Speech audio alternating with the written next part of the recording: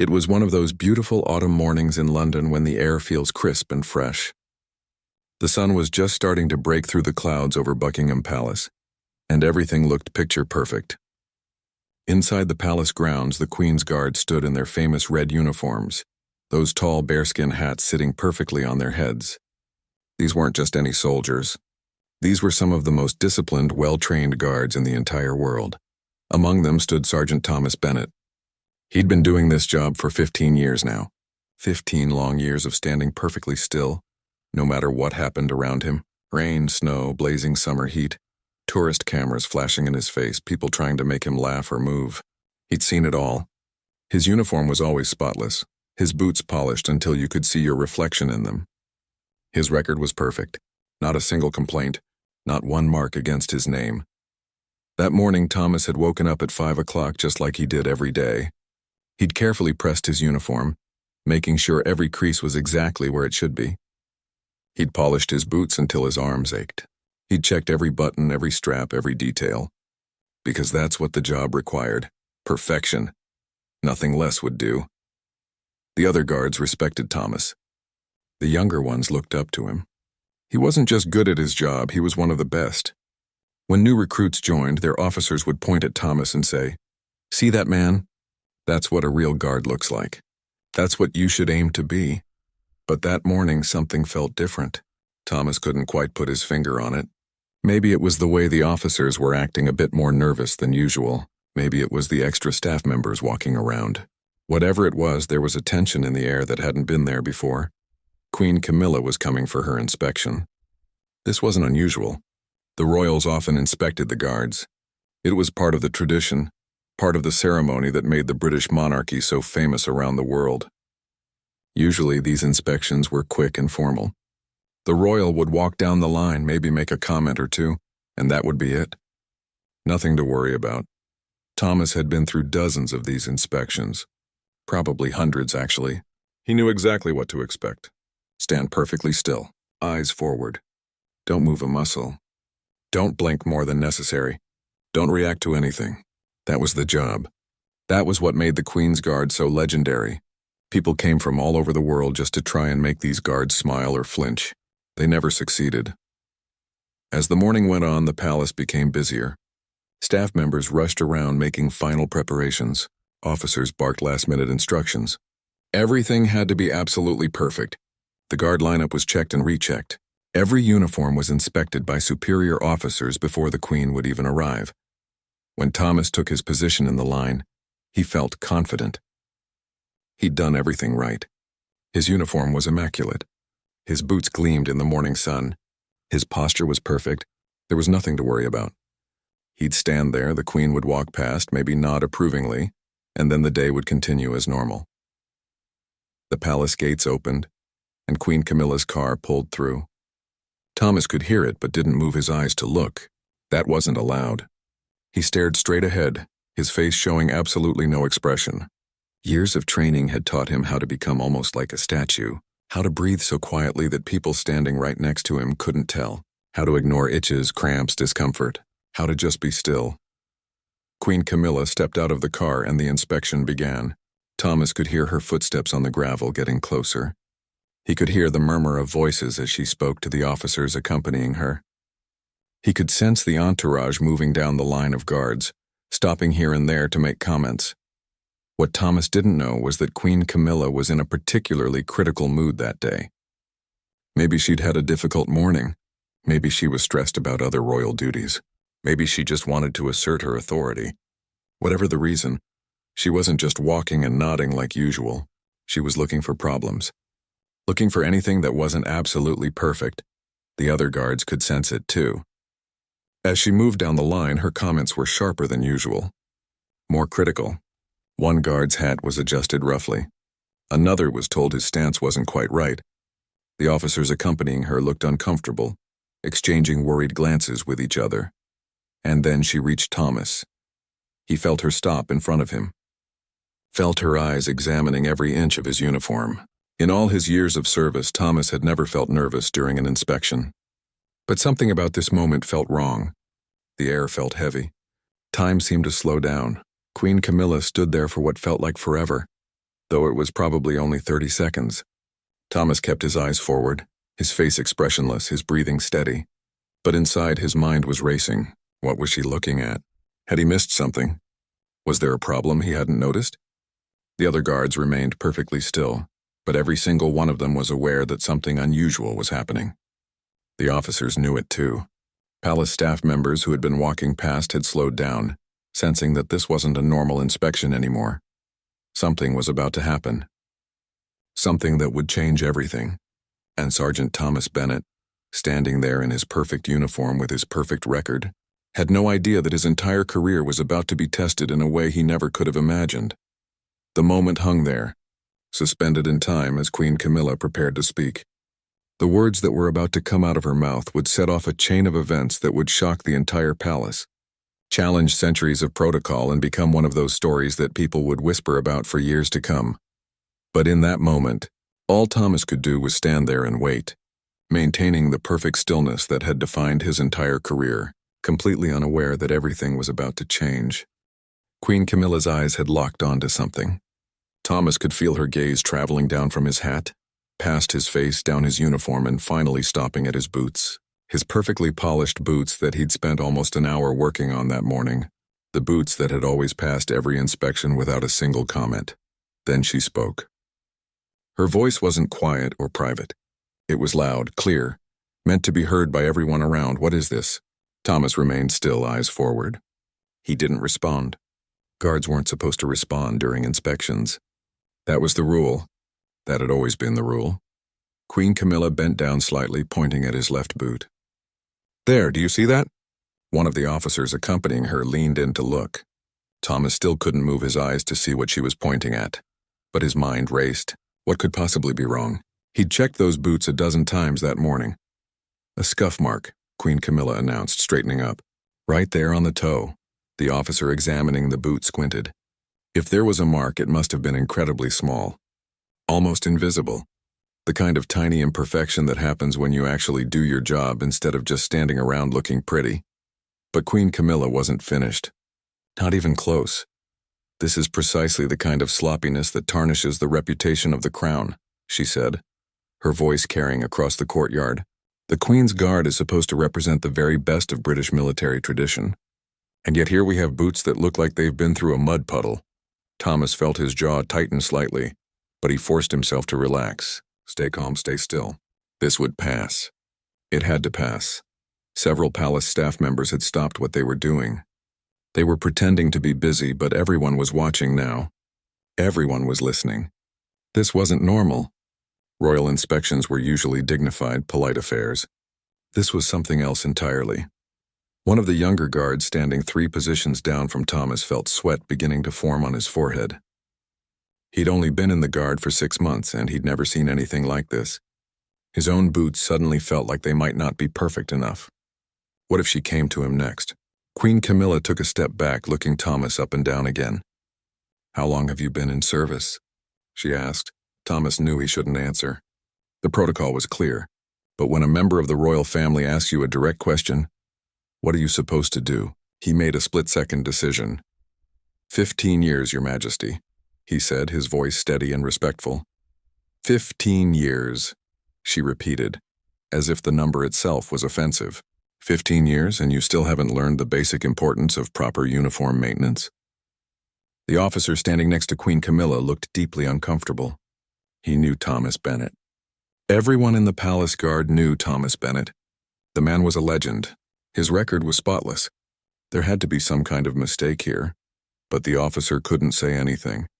You don't contradict a member of the royal family. Not in public. Not ever, really, Queen Camilla continued, and her words got sharper with each sentence. I wonder if perhaps the standards have been slipping. Perhaps we've become too comfortable, too complacent. When I look at this uniform, I don't see pride. I don't see dedication. I see someone who clearly doesn't understand the weight of the position they hold. Thomas felt something burning in his chest. Not anger exactly. Something else. Something that felt like 15 years of perfect service being dismissed because of a mark on his boot. That was so small, you needed to bend down and squint to even see it. The other guards remained frozen. But if you'd been paying close attention, You might have noticed the slightest tension in their shoulders. They knew Thomas. They knew this wasn't fair. But what could they do? They were guards. They were supposed to stand still and be silent. Perhaps, Queen Camilla said, and now her voice had taken on an even more cutting tone. Perhaps you're simply not suited for this role anymore. Perhaps it's time to consider whether the Queen's Guard needs people who can maintain standards, rather than those who have become lazy after too many years. That word, lazy, Thomas, had been called many things in his 15 years of service: dedicated, reliable, professional, outstanding, but never lazy, not once, not ever. He'd stood guard in freezing rain for hours until his feet went numb. He'd worked through fevers because the guard was short-staffed. He'd missed his own daughter's school play because duty called. He'd given up holidays, weekends, time with his family, all for this job, all for the honor of wearing this uniform, and now he was being called lazy, in front of his fellow guards, in front of palace staff, in front of junior officers who looked up to him. The senior officer accompanying Queen Camilla cleared his throat softly, perhaps hoping to move the inspection along. But she ignored him. The problem with long service, she continued, is that people begin to think they're irreplaceable. They think that just showing up is enough. They forget that every single day they need to earn the right to wear that uniform. Thomas's mind was racing now. Every instinct, every bit of training told him to stay silent, to remain still, to let this pass. In a few minutes, she would move on. The inspection would end. He could go back to his duties and pretend this never happened. But something else was happening inside him. Something that all the training in the world couldn't quite suppress. It was the feeling of injustice. The feeling that sometimes staying silent isn't strength. Sometimes it's just letting a lie become the truth. He thought about the young guard standing a few positions away, the one who'd only been here 6 months. What was that kid learning right now? That it didn't matter how hard you worked or how good you were? That you could do everything right and still be humiliated in front of everyone? He thought about his own record. 15 years without a single complaint, commendations, awards, recognition from previous royals who had appreciated his service. And he thought about something else, something that had happened just last month, something that nobody here seemed to know about or remember, something important. Queen Camilla was still talking, still criticizing, but Thomas had stopped really hearing the words. He was making a decision. The kind of decision that could end his career. The kind of decision that broke every rule he'd spent 15 years following. He was going to speak, not to be disrespectful, not to cause a scene, but to stand up for himself with the same dignity and honor that he'd brought to this job every single day for 15 years. The other guards couldn't see his face, but if they could have, they might have noticed the slightest change in his expression, a kind of quiet resolve settling over his features. Thomas took a breath, a small one, barely noticeable, and then, breaking centuries of protocol, breaking every rule in the book, he prepared to do something that no guard had done in living memory during a royal inspection. He was going to tell the truth. The moment seemed to stretch out forever. Thomas could hear his own heartbeat in his ears. Around him, the palace courtyard had gone unusually quiet. Even the birds seemed to have stopped chirping. Everyone was waiting to see what would happen next. Queen Camilla wasn't done yet. She'd moved from criticizing his boots to questioning his entire approach to the job. When tourists come to see the Queen's Guard, they expect excellence. They expect perfection. What do you think they see when they look at boots like these? Do you think they see the pride of the British military? Or do they see someone who couldn't be bothered to do their job properly? The young guard standing nearby felt his stomach twist. He'd looked up to Thomas since his first day. Thomas had been the one to help him when he'd nearly fainted during his first long shift in the summer heat. Thomas had been the one to give him tips on how to stay focused during the boring hours. And now he was watching his mentor being torn apart in front of everyone. One of the palace staff members, a woman who'd worked there for 20 years, felt deeply uncomfortable. She'd seen Thomas around the palace hundreds of times. He was always polite, always professional. She'd never heard anyone say a bad word about him. This didn't feel right, but what could anyone do? You don't interrupt a royal inspection. You definitely don't defend a guard against a member of the royal family. That's just not how things work in the palace. There's a hierarchy, a system, rules that have existed for centuries. Queen Camilla took another step closer to Thomas. I'm asking you a question, Sergeant. When people look at you, what do you think they see? Thomas's training screamed at him to stay quiet. The rule book was clear. During formal inspections, guards speak only when given explicit permission by their commanding officer. Not when asked questions by royals. Not under any circumstances that weren't specifically outlined in the protocols. But something had shifted inside him. Maybe it was the unfairness of it all. Maybe it was thinking about that young guard watching and learning that hard work didn't matter. Maybe it was 15 years of swallowed pride finally, reaching a breaking point, or maybe it was because he knew something that Queen Camilla didn't. Something that made this whole situation feel even more wrong. "Your Majesty," Thomas began, and you could almost hear the collective intake of breath from everyone watching. Guards didn't do this. They just didn't. The senior officer's eyes went wide. He took a half step forward as if he might try to stop what was about to happen. But it was too late. The words were already coming. "With the utmost respect," Thomas continued, his voice calm and measured. "This uniform has served the crown faithfully. These boots have stood guard through every kind of weather you can imagine." Queen Camilla's expression changed. Surprise, maybe. Or was it anger? It was hard to tell. "I don't recall giving you permission to speak, Sergeant." "No, ma'am," Thomas acknowledged. "But you asked me a question and I believe it deserves an honest answer." The tension in the courtyard ratcheted up another notch. This wasn't just breaking protocol anymore. This was something nobody had ever seen before. Guards could lose their positions for less. They could be dismissed from service. Their entire careers could end in moments like these. The young guard wanted to close his eyes. He couldn't watch his mentor throw away 15 years of service, but he also couldn't look away. Thomas continued, and now his words carried a weight that made everyone listen. "You asked what people see when they look at me. I'll tell you what they should see. They should see someone who takes this job seriously. Someone who understands that real service isn't just about looking perfect in a photograph." One of the officers made a slight motion with his hand, trying to signal Thomas to stop, to be quiet, to save himself before it was too late. But Thomas either didn't see the signal or chose to ignore it. "This mark on my boot," Thomas said, and for the first time he allowed himself to glance down briefly before returning his eyes forward. "This wasn't caused by laziness, Your Majesty. This wasn't caused by not caring about my uniform or my duty." Queen Camilla crossed her arms. "Then perhaps you'd like to enlighten us about how it happened." "Yes, ma'am. I would." The palace courtyard had never been so quiet. Staff members had completely stopped pretending to work. They were all watching now, not even trying to hide it anymore. This was history happening right in front of them. This was something they'd be talking about for years. Thomas stood a little straighter, if that was even possible. "This mark was earned during active duty, Your Majesty. It was earned while doing exactly what this uniform represents. Protecting the crown, protecting the royal family." Queen Camilla's expression shifted again. Now there was definitely something else there. Confusion, maybe, or the first hint that perhaps she didn't have all the information.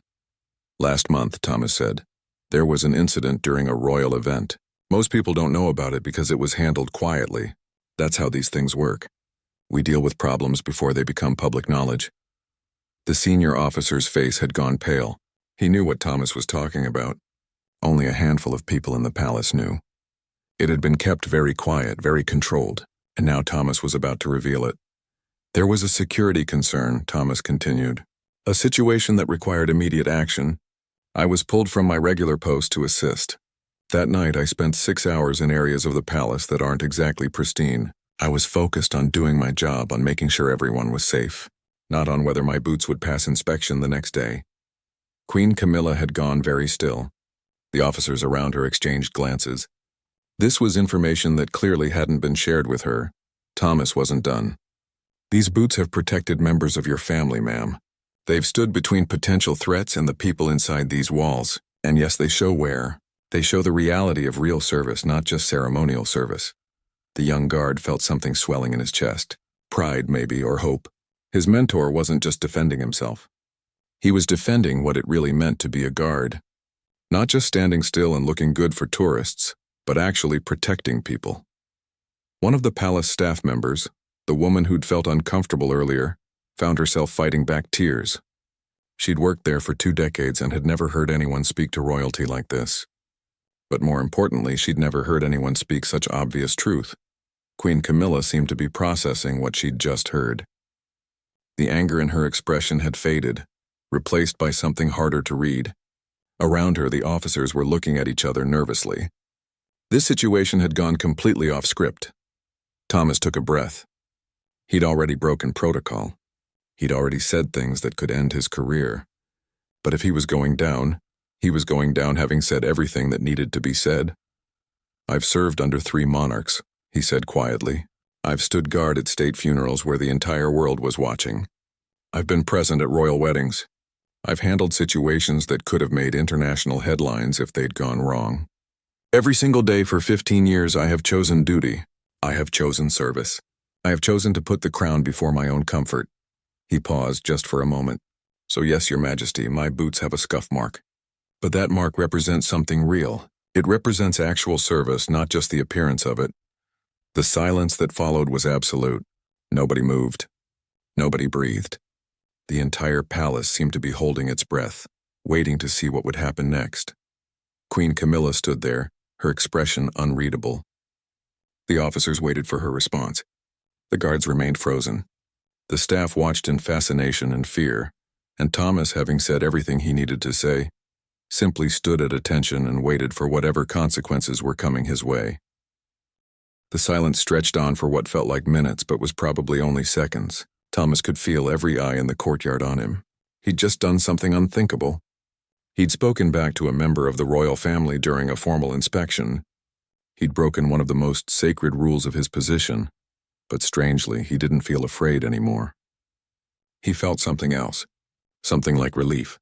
For 15 years, he'd swallowed every small injustice, every unfair criticism from tourists, every moment when he wanted to speak but couldn't. And now, finally, he'd spoken his truth. Queen Camilla's face was difficult to read. The anger that had been there moments ago seemed to have faded, replaced by something more complicated. Surprise, certainly, but also perhaps a hint of uncertainty. She hadn't expected this. Nobody had expected this. One of the senior officers, Colonel Williams, stepped forward slightly. He was trying to figure out how to handle this situation. In his 30 years of service, he'd never encountered anything like it. The protocol manual didn't have a chapter on what to do when a guard defends himself during a royal inspection. "Sergeant Bennett," the colonel began, his voice careful and measured. "Perhaps we should," but Thomas wasn't finished. He'd already crossed the line. He'd already thrown away his career, most likely. So he might as well say everything that needed to be said. "If I may continue, Your Majesty," Thomas said, his voice still respectful but firm. "I'd like to tell you about what actually happened last month. Because I think it's important that you understand what this uniform really does." Queen Camilla gave a slight nod. Whether she was giving permission or was simply too surprised to stop him, nobody could quite tell. Thomas took a breath. It was the night of the charity gala, the one with over 300 guests. Everything was going smoothly, at least that's what everyone thought. But around 9 o'clock, one of our security monitors picked up something unusual. The young guard listening felt his heart racing. He'd heard rumors about something happening that night, but nobody had told him the details. Now he was going to hear it directly from someone who'd been there. "There was a person," Thomas continued, "someone who'd managed to get credentials that looked legitimate but weren't. Someone who had plans that we only discovered because one of our team noticed something off about their behavior." Colonel Williams shifted uncomfortably. This was classified information. Information that had been deliberately kept from the public and even from most palace staff. But he couldn't interrupt now. The moment had gone too far for that. "I was called in from my regular post," Thomas said, "along with 3 other guards and several security personnel. We had to move quickly but quietly. We couldn't cause a panic among the guests. We couldn't let anyone know there was a potential threat." One of the palace staff members listening felt goosebumps on her arms. She'd been working that gala. She'd had no idea that anything was wrong. Everything had seemed so normal, so perfect. "For 6 hours," Thomas continued, "we tracked this person's movements. We coordinated with security teams. We evacuated certain areas without making it obvious what we were doing. We worked in parts of the palace that guests never see. Basement corridors, service tunnels, storage areas." He paused, and when he spoke again, his voice was quieter but somehow more powerful. "Those areas aren't carpeted, Your Majesty. They're concrete and stone, the kind of surfaces that mark up boots. The kind of places where looking perfect isn't as important as moving fast and staying alert. Queen Camilla had uncrossed her arms. She was listening now, really listening in a way she hadn't been before. "We found what this person had hidden," Thomas said. "Items that had no business being in the palace. Items that could have caused serious harm. We removed them. We removed the person. We did it all so smoothly that the gala continued without interruption. The guests never knew. Most of the staff never knew. The next day's newspapers never knew. The young guard felt his chest swell with pride. This was what the job was really about. Not just standing still for tourists. Not just looking good in photographs. Real protection. Real service." Thomas's voice grew stronger. "That night I ruined these boots, Your Majesty. I scraped them against stone walls while moving through tight spaces.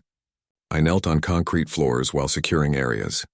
I ran through service corridors that hadn't been cleaned in months. And I didn't think twice about it because the boots didn't matter. What mattered was keeping everyone safe." One of the officers standing near Queen Camilla was nodding slightly, almost unconsciously. He'd been part of that security operation. He knew every word Thomas was saying was true. "The next morning," Thomas continued, "I tried to clean these boots. I polished them as best I could. But some marks don't come out completely. Some signs of real service are permanent." He paused, then added something that made several people catch their breath. "I could have requested new boots. I could have filed a report and gotten a replacement pair. But I chose not to. Because every time I look down at these boots, I remember that night. I remember why I do this job. Not for the ceremony, not for the tourists, but for moments like that when it really matters." Queen Camilla was very quiet now. The courtyard seemed frozen in time. Even the wind had stopped blowing. Thomas allowed himself to look directly at her for just a moment before returning his gaze forward. "So when you ask me what people should see when they look at this uniform, Your Majesty, I'll tell you. They should see someone who takes this job seriously. Someone who understands that protecting the crown isn't always pretty. It isn't always perfect. Sometimes it means getting your boots dirty." The young guard felt something wet on his cheek and realized he was crying, not out of sadness but out of something else, something like inspiration. This was the kind of guard he wanted to be. Not just someone who looked good standing still, but someone who would run through dirty corridors in the middle of the night to keep people safe. Colonel Williams was in an impossible position. He should reprimand Thomas. He should end this conversation immediately. But how could he? Everything Thomas was saying was true. And more than that, it was the kind of truth that needed to be heard. One of the other officers, a younger man named Lieutenant Harrison, found himself thinking about his own career. He'd always followed the rules perfectly, never stepped out of line, never questioned anything.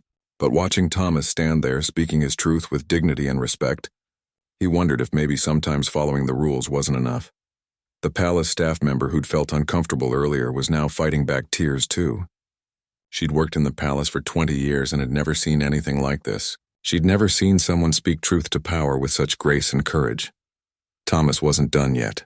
"I have nothing but respect for you and for this institution, Your Majesty.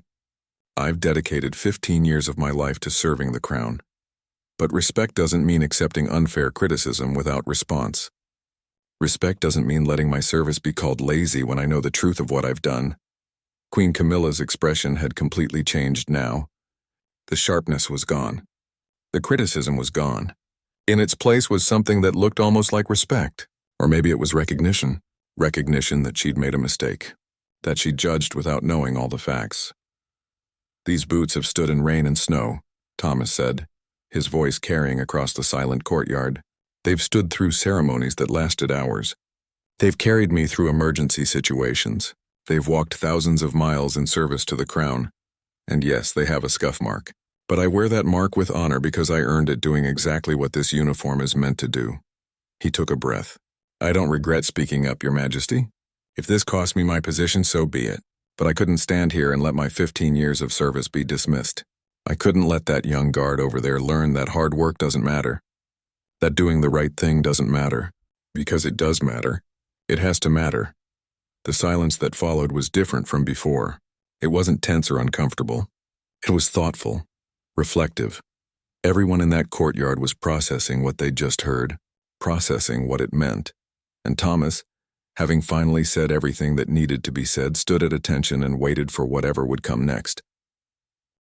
Queen Camilla stood perfectly still.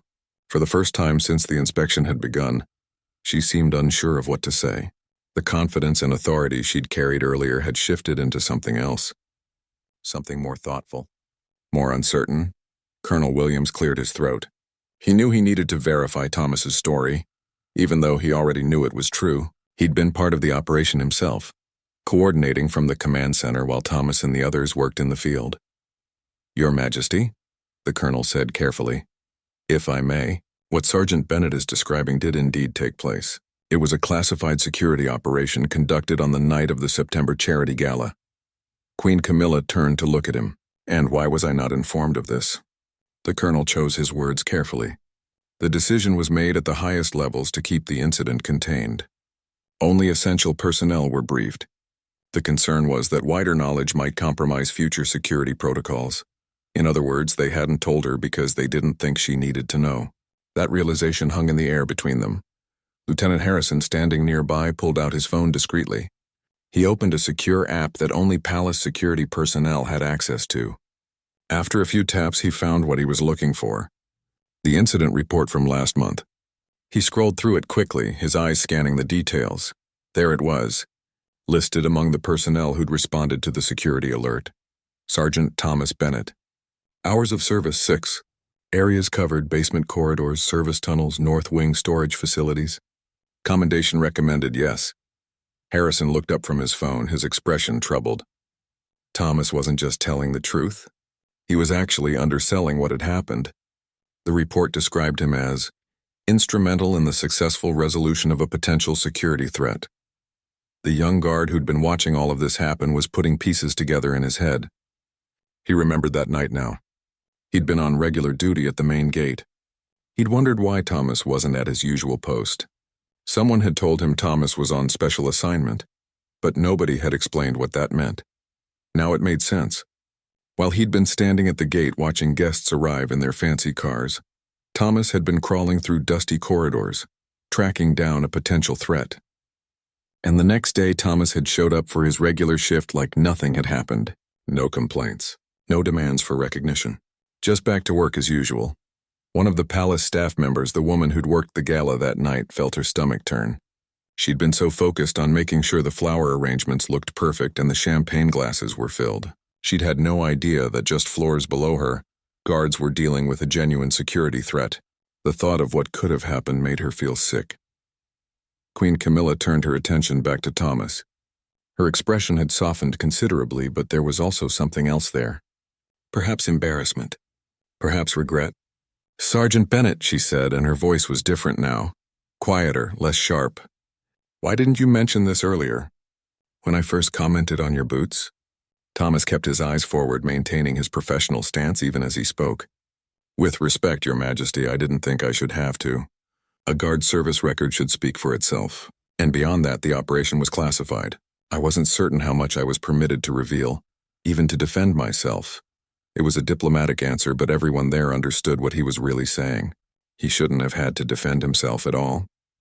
His 15 years of perfect service should have earned him the benefit of the doubt. Colonel Williams stepped forward again. "If I may add, Your Majesty, Sergeant Bennett's actions that night likely prevented what could have been a very serious incident. He spotted behavioral patterns that others missed. He responded quickly and professionally. The security team specifically requested him because of his experience and judgment."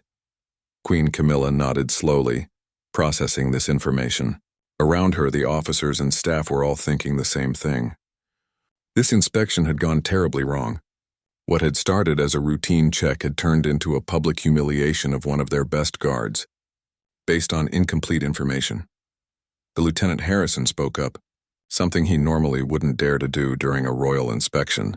But this situation was so far beyond normal protocol that the old rules didn't seem to apply anymore. "Your Majesty, I have the incident report here on my device. If you'd like to review it."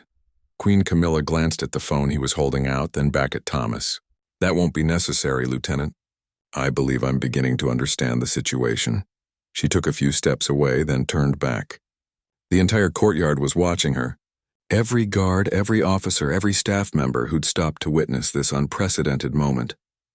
They were all waiting to see what she would do next. Thomas remained at attention, his face showing no emotion. But inside his mind was racing. He'd said what he needed to say. He'd defended himself and his service. But there would be consequences. There had to be. You don't speak to royalty the way he just had without facing repercussions. He thought about his daughter. She was 12 years old and so proud that her dad was a palace guard. She'd written a school essay about him last year, talking about how he protected the queen and was a hero. What would he tell her tonight when he came home? That he'd been dismissed? That his career was over? But even thinking about that possibility, Thomas didn't feel regret. He felt something else. He felt like he'd done the right thing. Sometimes doing the right thing costs you something. That's what makes it right.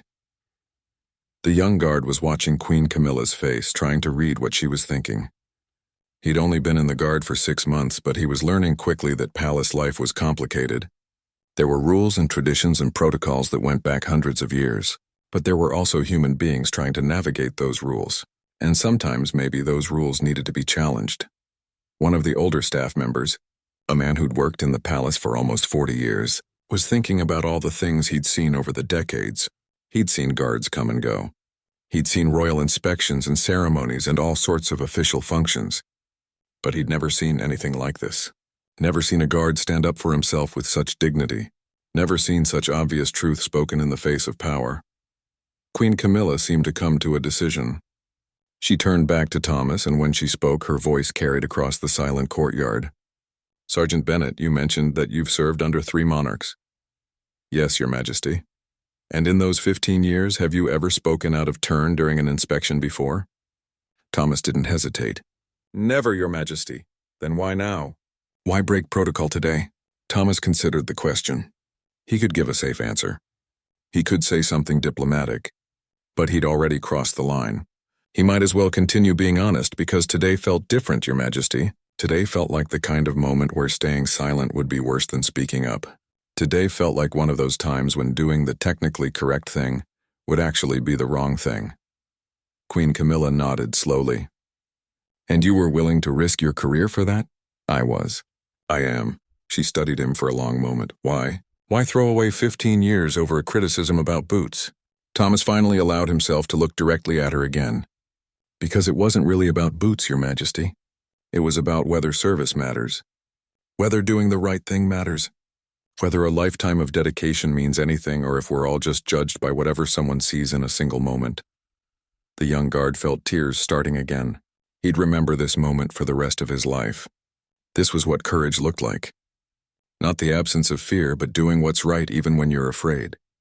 Queen Camilla was quiet for a long moment. Then she did something unexpected. She looked around at all the people watching. The guards, the officers, the staff, all of them hanging on every word. "It seems," she said slowly, "that I owe you an apology, Sergeant Bennett." The entire courtyard seemed to hold its breath. Royals didn't apologize. Not publicly. Not like this, but Queen Camilla continued. "I made assumptions based on incomplete information. I criticized your service without understanding the full context. That was wrong of me." Thomas didn't know what to say. Nobody knew what to say. This wasn't just unprecedented. This was extraordinary, and it wasn't over yet. The apology hung in the air like something physical, something you could almost reach out and touch. Nobody moved. Nobody even seemed to breathe.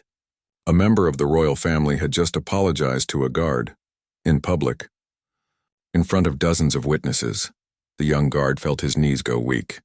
He'd been standing at attention for over an hour now, but suddenly it felt like the ground beneath him wasn't quite solid anymore.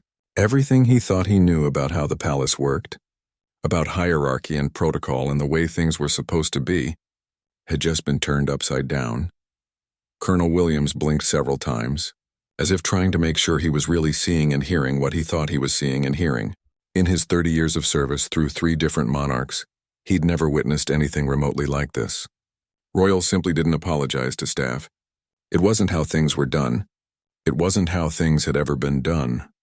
But here it was, happening right in front of him. Lieutenant Harrison had his phone still in his hand, the incident report still open on the screen. He looked down at it, then back up at Queen Camilla, then over at Thomas. His mind was working overtime, trying to process what this moment meant, not just for Thomas but for all of them. For the way the palace operated, the palace staff member who'd been fighting back tears earlier wasn't fighting anymore. She was openly crying now, not even trying to hide it. She'd worked in the palace for 20 years. 20 years of keeping her head down, following the rules, never questioning anything. And now this. Now someone had questioned things and the world hadn't ended.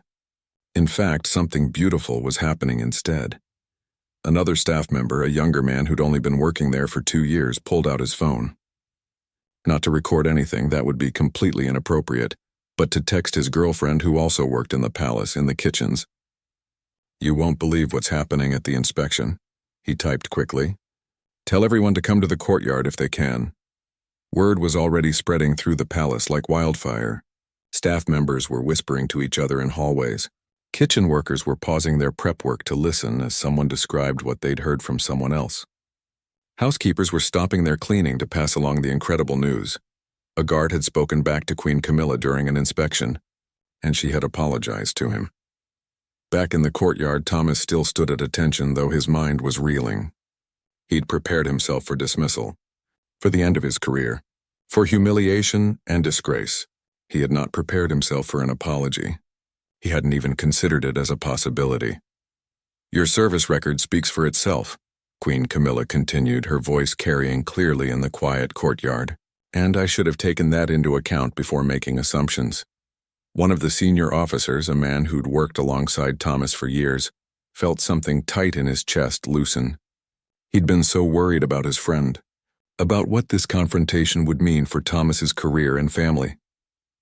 But maybe, just maybe, this was going to turn out differently than anyone expected. The young guard was thinking about what he'd learned in his 6 months of service. His training instructors had drilled certain lessons into him over and over. Always follow protocol. Never speak out of turn. The system works if everyone follows the rules. Don't question authority. But Thomas had questioned authority.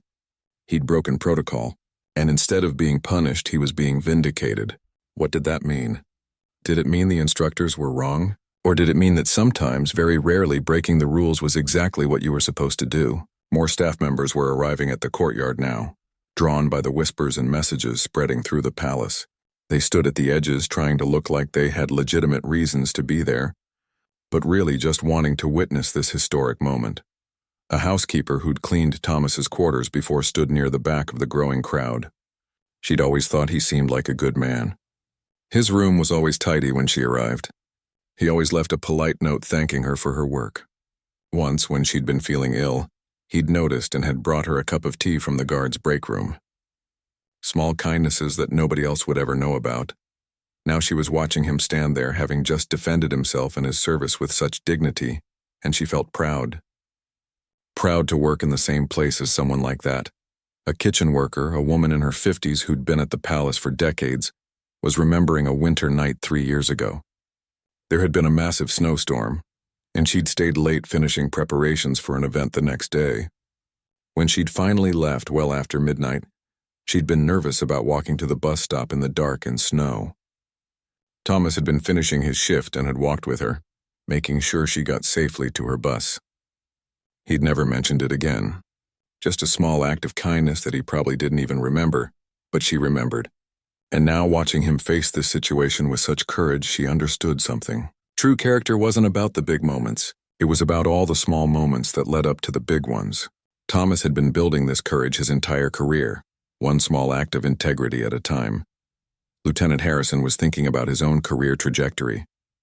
He'd always played it safe, always followed the rules exactly.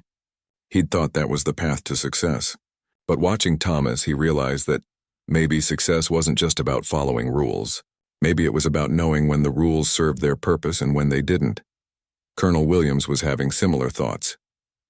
He'd risen through the ranks by being careful, diplomatic, never making waves. And where had that gotten him? To a position where he watched good people like Thomas get treated unfairly and felt unable to speak up for them. But Thomas hadn't been unable. Thomas had found his voice. And in doing so, he'd shown all of them something important. The young guard was watching the other guards in the line. They were all still standing at attention, but something had changed in their bearing. There was a kind of pride there that hadn't been there before, pride in their fellow guard, pride in what he'd done, pride in being part of something bigger than just ceremony and tradition. One of the guards, a man who'd served for 8 years, was thinking about all the times he'd wanted to speak up about something but hadn't, about the time a tourist had spit at him, and he'd had to just stand there and take it, about the time an official had made a degrading comment and he'd had to smile and ignore it, about all the small indignities that came with the job that you were just supposed to accept because that's how it was. But maybe that wasn't how it had to be. Maybe there was a way to maintain dignity and still serve with honor. Thomas had just shown them how. Queen Camilla looked around at the growing crowd of onlookers. She seemed to realize that this moment had grown beyond just her and Thomas, that whatever happened next would be remembered and talked about throughout the palace for years to come. "I think," she said slowly, "that we've all learned something important today." The young guard wanted to shout yes, but he kept his composure. "Barely." Queen Camilla continued, "We've learned that service takes many forms, that sometimes the most important work happens out of sight, and that assumptions even from those in positions of authority can be wrong." Thomas remained silent, but something in his expression had softened slightly. Not relief exactly, more like a quiet acknowledgement that he'd been heard, that his truth had been recognized. One of the palace staff members started clapping. Just one person, standing near the back.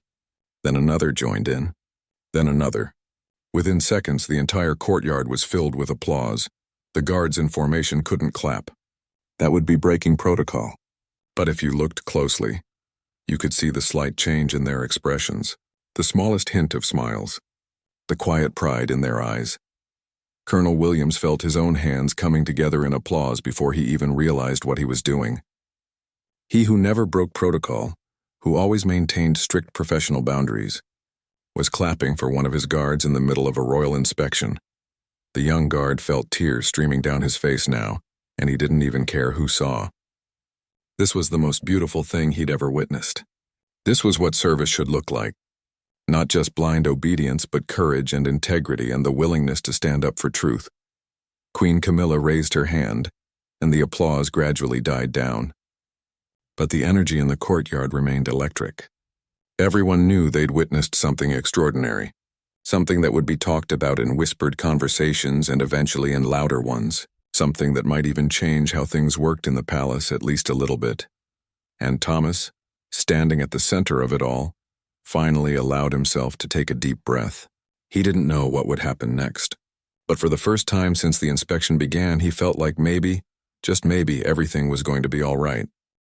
The inspection ended shortly after the applause died down.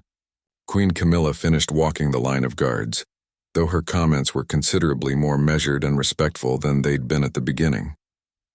When she left the courtyard, the atmosphere remained charged with an energy that nobody quite knew what to do with. Thomas was dismissed from his post and told to report to Colonel Williams' office in 1 hour. The walk back to the guard quarters felt surreal. Other guards nodded at him as he passed. Some even patted his shoulder briefly, a small gesture that spoke volumes. Nobody said much, but they didn't need to. Everyone knew what had happened. In the guard locker room, Thomas sat down on the bench and finally let himself relax. His hands were shaking slightly, not from fear but from the adrenaline that had been coursing through his body finally starting to fade. He'd done it. He'd actually done it. He'd spoken truth to power and somehow survived. But had he really survived? What came next? The young guard, whose name was David, appeared in the doorway. "Sir," he said quietly, "I just wanted to say, that was the bravest thing I've ever seen." Thomas looked up at him and managed a small smile. "It might have been the stupidest thing I've ever done, David, we'll see." "No, sir," David said firmly. "It was brave. You stood up for all of us. You showed us what this uniform really means." After David left, Thomas changed out of his ceremonial uniform and into his regular duty clothes. He looked at the boots one more time, at the scuff mark that had started everything.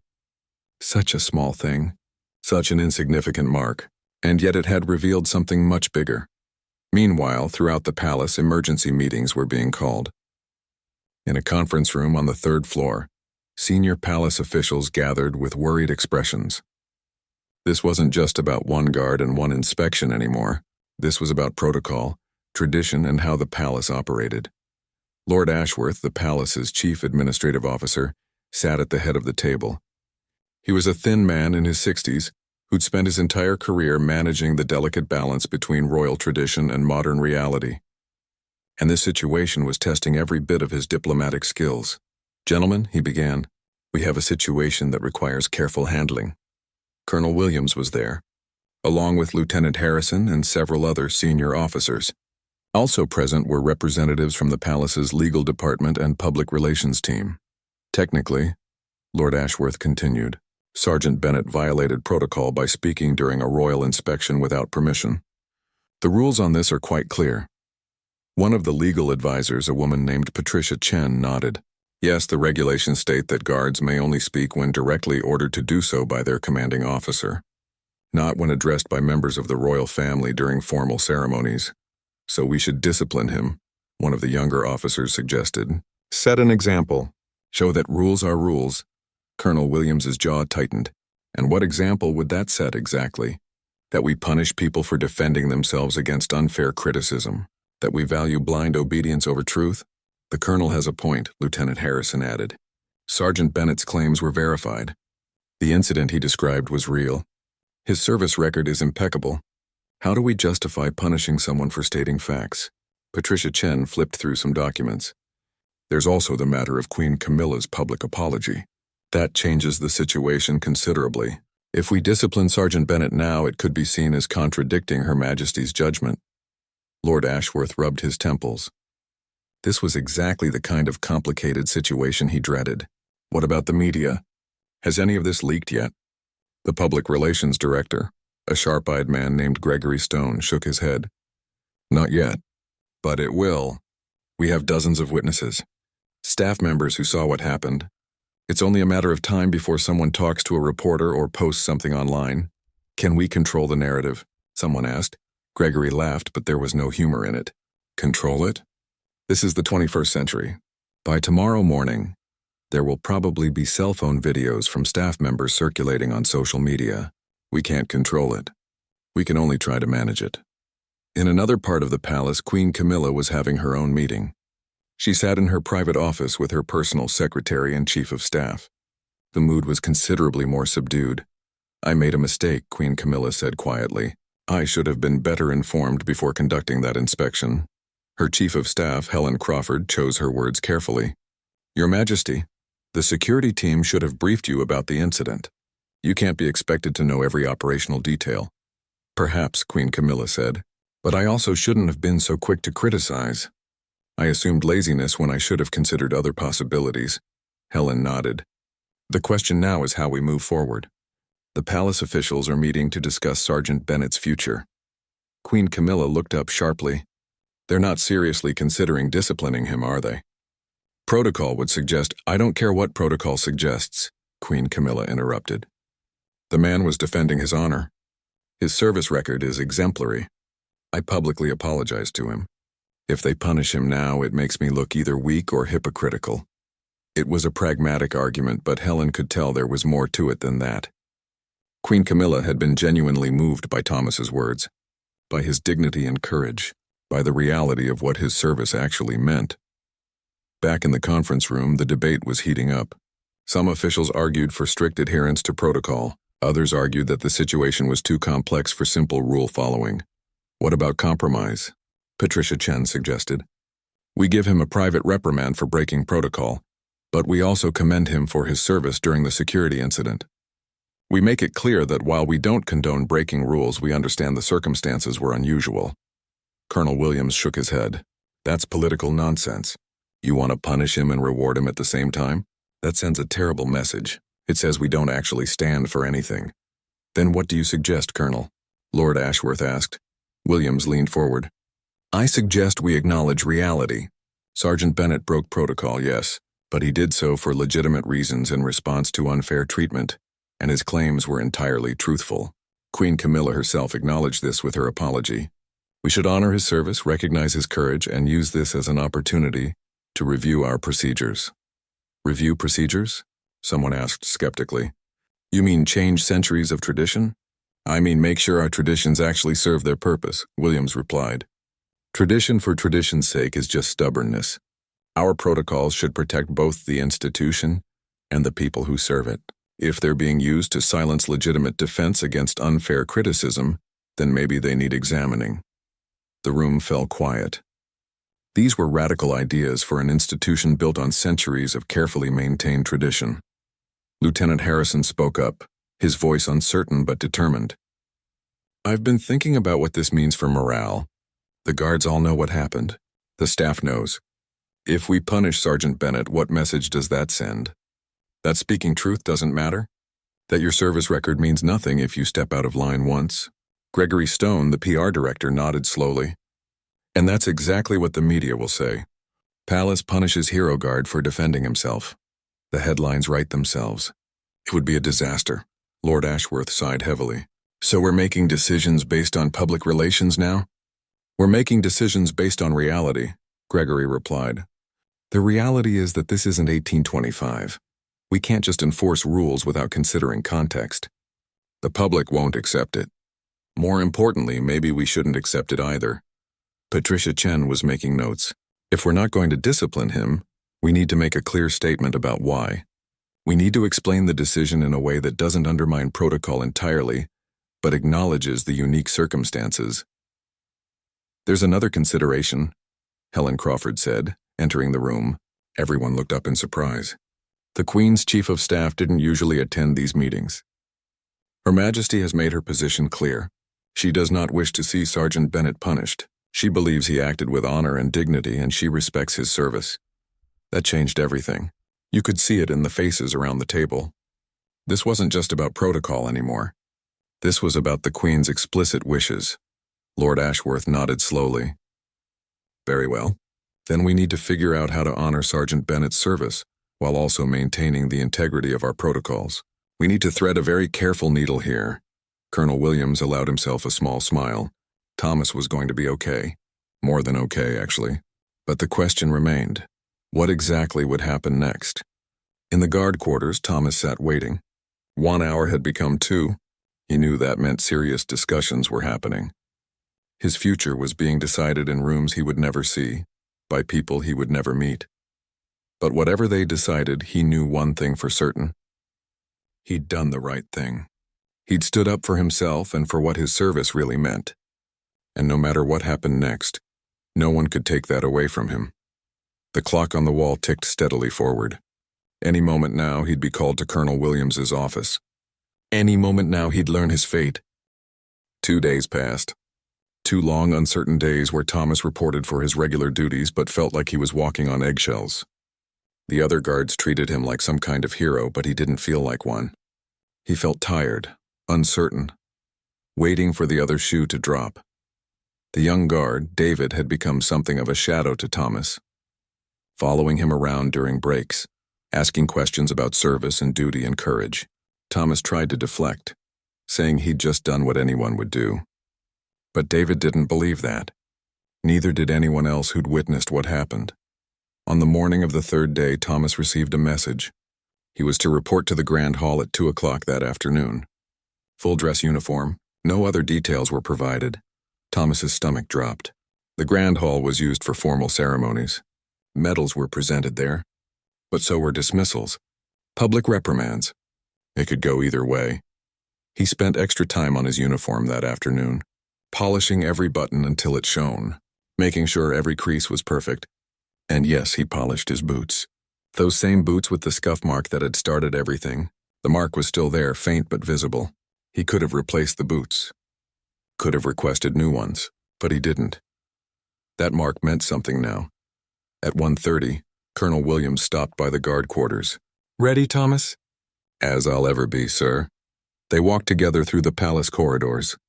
Thomas noticed staff members watching him as he passed. Some nodded. Some smiled. One of the housekeepers, the one whose room he cleaned so carefully, actually gave him a thumbs up when she thought no one was looking. Whatever happens, Colonel Williams said quietly as they walked, you should know that I'm proud to have served alongside you. Thomas felt his throat tighten. Thank you, sir. That means everything. When they reached the Grand Hall, Thomas was surprised by what he saw. This wasn't a small private ceremony. There were dozens of people there. Palace officials, senior officers, and surprisingly, many of the staff members who'd witnessed the inspection, the housekeepers, kitchen workers, maintenance crew, people who never usually attended formal palace events. At the front of the room, on a small raised platform, stood Queen Camilla. And next to her, to Thomas's shock, stood King Charles himself.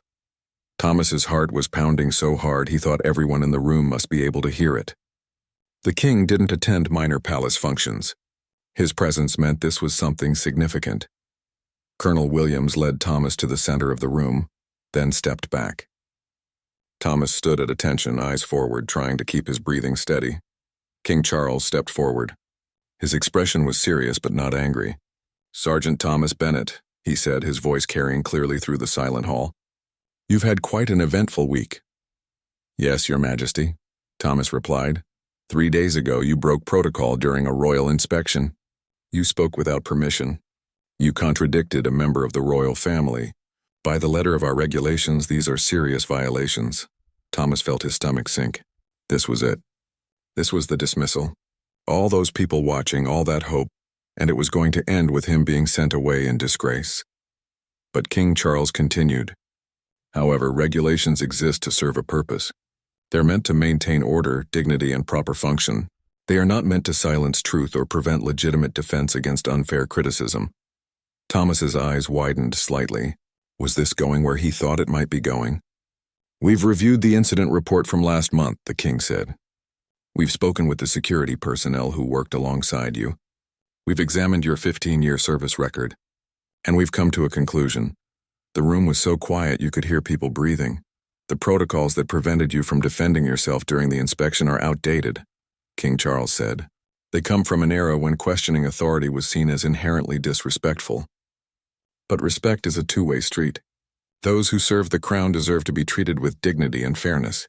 Queen Camilla stepped forward then. "Sergeant Bennett, I want to say again publicly and formally that I was wrong. I criticized you without knowing the full context of your service.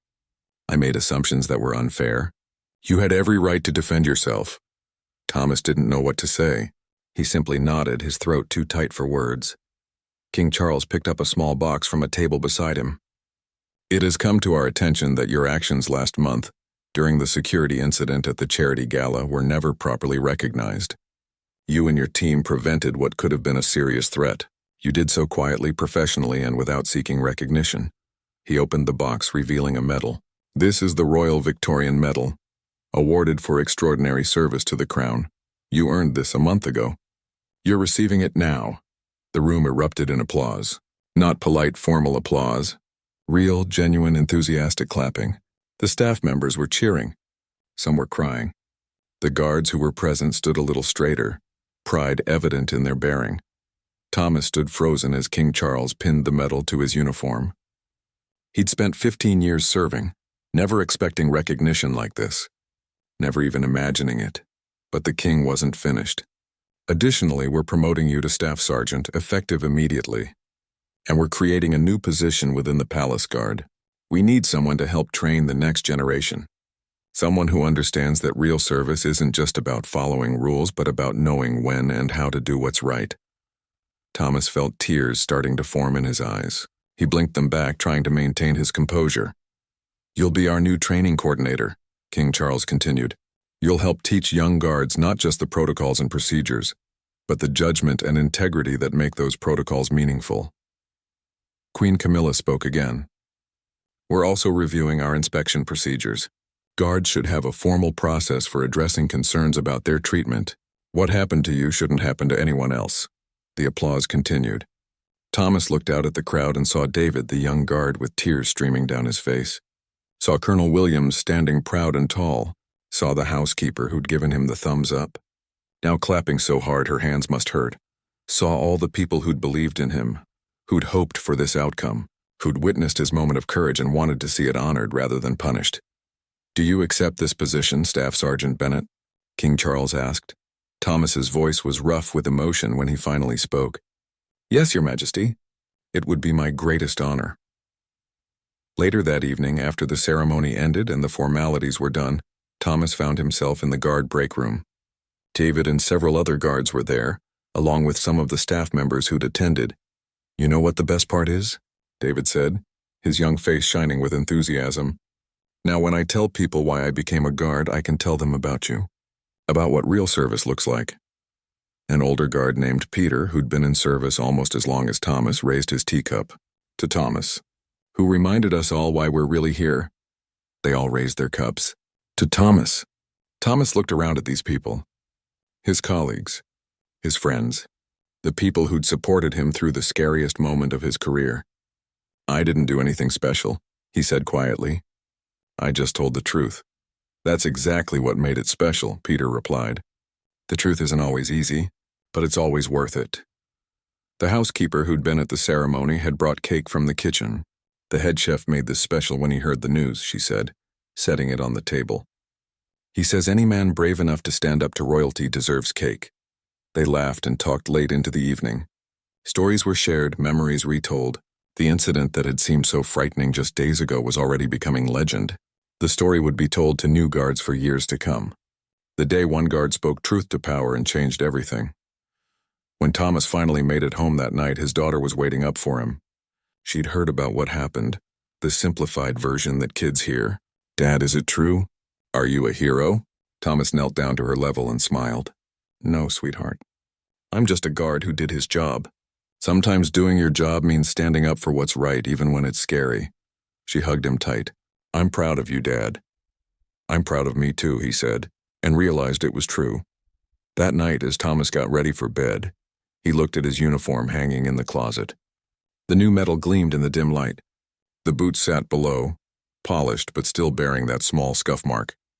He thought about how one tiny imperfection had led to all of this. How a moment of crisis had become a moment of change. How speaking up had felt like throwing away his career but had instead transformed it into something better. The next morning, Thomas reported for his first day as training coordinator. A group of new recruits stood nervously in the training yard, fresh-faced and eager. They'd all heard the story, of course. Everyone in the palace had heard it by now. "Welcome," Thomas said to them. "Over the next few months, I'm going to teach you everything you need to know about being a palace guard. The protocols, the procedures, the traditions. But I'm also going to teach you something else, something just as important." The recruits leaned in, listening intently. "I'm going to teach you that this uniform means more than just standing still and looking impressive. It means integrity,